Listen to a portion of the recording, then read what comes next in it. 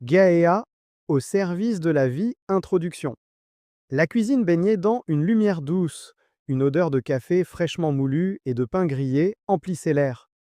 Sophie, 16 ans, lisait un manuel scolaire en sirotant un chocolat chaud. Ses yeux bruns pétillaient, comme toujours. Valérie, encore touchée, tentait de rester calme. Elle versait du jus dans un verre, mais sa main tremblait légèrement. Antoine entra, habillé sobrement. Un silence se posa quelques secondes. C'est Valérie qui l'interrompit, respirant profondément comme est quelqu'un qui se résigne à faire face. Valérie, avec douceur mais gravité, Sophie. Il faut que ton père te parle de quelque chose d'important. Sophie leva les yeux, attentive. Antoine s'assit face à elle, les mains jointes. Antoine, voix posée, chérie, l'Organisation mondiale de la santé m'a demandé de partir en mission à Gaza.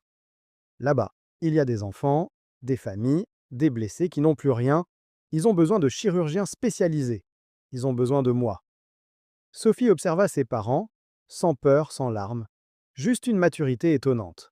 Valérie poursuivit, avec la voix d'une mère qui essaie de transformer l'inquiétude en fierté. Valérie, ton père est l'un des meilleurs chirurgiens reconstructeurs au monde. Il est doué, talentueux, brillant, et surtout, il a un cœur immense et c'est pour ça que l'OMS l'a appelé ma chérie Uya pour sauver des vies là où personne n'ose aller. Elle posa sa main sur celle de Sophie Valérie, les yeux brillants, et il compte revenir, il fera tout pour revenir. Sophie resta silencieuse quelques secondes. Elle n'avait pas peur, elle avait compris.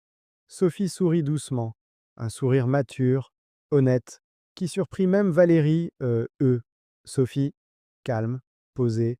Maman, papa, je sais qui il est. Papa n'est pas un chirurgien comme les autres. Il a consacré sa vie à sauver des gens qu'il ne connaît même pas. Il ne pense jamais à l'argent, il ne pense jamais à la gloire, il pense seulement à protéger des vies. Elle prit une grande inspiration. Sophie, quand j'étais petite, je pensais que les héros, c'était les soldats ou les agents secrets. Mais en grandissant, j'ai compris que mon héros, c'était mon père. Parce qu'il se bat pour garder les gens en vie. Eux, parce que Dieu aime ceux qui protègent les innocents. Alors oui, papa doit y aller, et moi, je suis fier de lui. Ita Valérie écarquilla les yeux. Un mélange de choc, d'émotion et d'admiration l'envahit. Une larme glissa sur sa joue.